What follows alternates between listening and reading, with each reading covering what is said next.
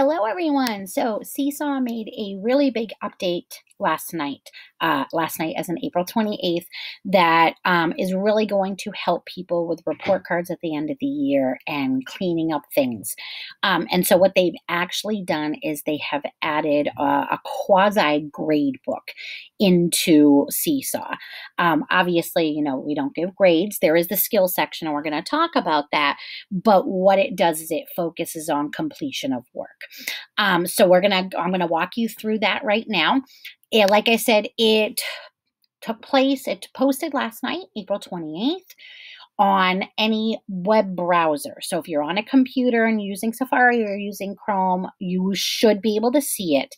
It has not rolled out yet for apps, so no iOS apps or Android apps. So if you tend to do your teacher Seesaw stuff on a tablet, it hasn't rolled out yet. So you're going to want to go do it on your computer. So let's get right to it, and I can show you where it is. So when I open up, this is my test class. I only have one student, so please be aware that I'm not going to have tons of data in here. That one student is my daughter. So this is my test class. And if you look here, I'm on my journal. If you look in the bar right up here, this icon has stayed the same, but the words are different. So this used to say skills, and skills still exists. It just exists in that tab, which is now called progress, because there's now two things inside that tab. So when I click on progress, you are going to see this, and you're going to see these are the two things that it now reports out. It reports out activities view. That's your grade book, and by grade book completion, and skills view, which is your grade book for actual where you are recording whether they are proficient, whether they need more help. So now it automatically, the selected dates here is automatically the week that you are currently in, Sunday to Sunday. So you can change that, okay? So you're going to come up here and click on the date first to get a better view or a different view. And you're going to see I get this calendar. And then at the bottom, I get a nice quick little menu. This week, last week, this month, and last month.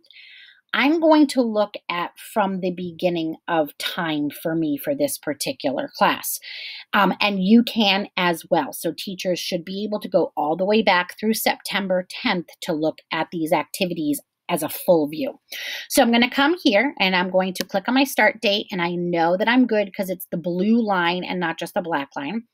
And I am going to toggle my calendar until I get, here we go, November. And now it wants my end date. I got the blue line here. I just like to click on it to make sure. And I'm going to come and click on today. There we go. So I've got November 13th through April 29th. So you might have September 10th through April 29th. And I'm going to click done. Now, this just came out last night. It's still in its infancy, so I'm finding that the more information you're asking for it to report out, the slower it's running. I'm sure there's going to be a couple of glitches, but Seesaw is very good about fixing glitches as soon as possible. So here we go. Now remember, I only have one student. So if you have more than one student, and I have a lovely teacher who has let me use their class as a test class, your students would all come down here, and then she has lots of activities. So she has lots of activities going across. So that is what it's going to look like when you have lots of kids. I only have the one. So we're gonna look at this. So here we go. We got a couple different views in here. It's really great. At the top, these are the activities. It has the name, it has the date, and it also has a thumbnail for us visual learners. And then if you just hover over it, it pops that same information up on a floating card so you don't have to tilt your head. So there we go. So I can see choice board, March 24th, 2021, 0 of 1 responses completed. I have 1 draft. So this is going to give me data on the activity going down. So if I had more students, it would say, 5 of 10 completed, and then down here is going to be a list of this many completed, this many drafts, this many not done. So it's going to give me data based upon the activity. Now, if you notice, you're going to notice at the bottom, red means that it's not 100% done by students. Green means that every single kid is handed in. So nice, quick, easy visual determiner for you to be able to see where you are in the process of getting kids to complete assignments. And then down here, you're going to see the numbers, how many students have completed it and how many have not. So if I go back to that presentation of a bigger view of a class, you're going to see 0 out of 15, 0 out of 6, 3 out of 8, 6 out of 22. So notice the numbers on the bottom are all different because not every assignment was given whole class. So the 6 out of 22 is a whole class assignment. The 0 out of 6, and you notice these are just this week. Those are activities for your intervention groups. One thing I do want to point out while we're here, notice the blank spaces. That means that assignment has not been assigned to that student. Okay, if it has a symbol, it was assigned. If it's blank, it means it wasn't to that student. So especially if I'm looking here at the 3 out of 8s and the 0 out of 6, it's probably an intervention group, and that student is not in that intervention group. So let's go back here. So what I've got, like I said, green means every student has completed it. Red means every student has not completed it. I can click on here and it's going to give me a look, and it's going to give me all the kids' work down here. So it's also a quick way to get to that assignment. So that is assignment view. The student view on the side, you're going to see the minute. So right now it tells me Remy only completed 6 out of 8 activities. So once I hover over hers, it gives me more in-depth information. I've got what date we're working on, how many activities, and then an explanation of the chart. The circle, the red circle with nothing in the middle, that means that it has been assigned, but it is not done. So remember I said the blank is it wasn't assigned to that child. This is a 0. This is, I gave you this assignment and it is not done.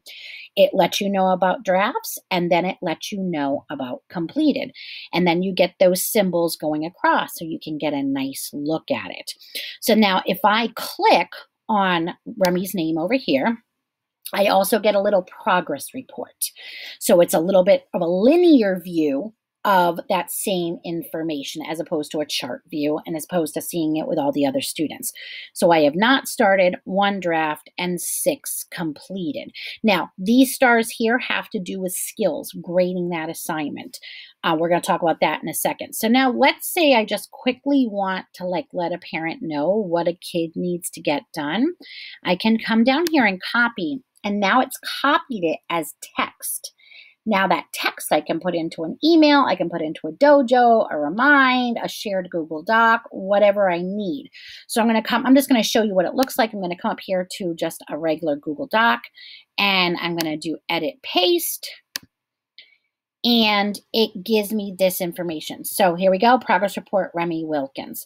Summary, 1 not started. Now these are all links. If you want to make them clickable links, what you want to do is you want to click right after the number. So like right after the 2 and between the 2 and the parentheses, and just click the space bar, and that lets it know that that was actually a link. And now you can share this information with a teacher. You can delete out stuff and not share with a teacher, you know.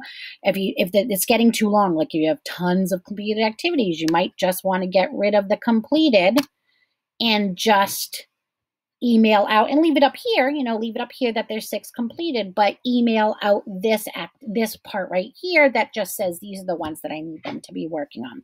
So that is a nice, quick, and nitty-gritty way to get that information. These links will bring you right to the activity as well for you. Okay, so we've got the student view right here. Then across here, we have the activity view. If I hover on a student, it tells me more about that student and then allows me access to the PowerPoint. So if I look here on the right-hand side, I can toggle by student and I can toggle by skills. We're going to talk about that in a couple seconds. I have loaded in all the math skills and the report card indicators. So those are in there. I don't have it because I don't use folders, but I wanted to show you. So this teacher that kindly lets me use the class, she organizes her activities in folders. So you can organize by student, by skills, or by folder. So if I clicked on that and there was like a math folder, I could click on the math folder, and then this report card, this progress report, would now just be a math progress report. So that's another way to filter it down to be able to use that information better. Let's say I'm sitting here going, really? It's a draft? Let me check. If I click right on that draft button, it gives me a preview of what the student is doing. So I'm able to click on any of those and go further in and see what they have done, as long as they have handed it in at all. If they've handed in a draft or if they've handed in the full thing. So now you see here that I have stars and numbers next to them, because these are activities I've also tagged with skills. So you're going to see that not only is this assignment completed, but I gave them a 3 out of 5 for proficiency in determining the meaning of words and phrases. This is an independently reads and comprehends. They got a 4. Expresses ideas clearly. They got a 4. So now I have even more information in this view of completed and graded with skills. So I'm just going to quickly pop on over to skills view. I have another skills video. Everything I talk about in the skills video still applies, except now what it looks like. So it's going to look different here. So what I have done is we're using a 5-point system. The dark green is the 1, and the dark red is the 5. You're going to see I don't have any dark reds in here. So it's like reds, greens, and yellows. And so right here, it tells me that I have 4 untagged assignments. So there's 4 assignments that I didn't tag grade. I didn't put skills. That's fine. Here I can see that she has a 5. I mean, she has the highest score. I'm sorry, 5, not a 1. She has a 5. They have a 3. There's a 4. That's a 3. And you got to get used to the colors. The number next to it is the amount of activities that child has underneath that actual, that standard. So yes, they have a 5 in adds and subtracts within a million, but I only have 1 assignment. So that's not necessarily a great grade, right? I wouldn't necessarily give them a 5 on their report card because I only have 1 assignment that does that. But if you had like 10 scores here, it's going to average them out, which is really nice for you. I can also click here, and let's say I want to click in further. And it gives me that information. I can click here and it brings up the skill info if I needed to change it. And if I click on Remy, it shows me just a list. And again, I can copy it and have more of a standards-based progress report based on that information. So there we go. We've got this nice activity view that shows us all this data on completion. And then we have the skills view where you can tag for actual proficiency. And then also that activity view brings that in. So if you are tagging for proficiency, I get to see completion and proficiency all together. So I hope this was helpful. Let me know if you need anything. Bye.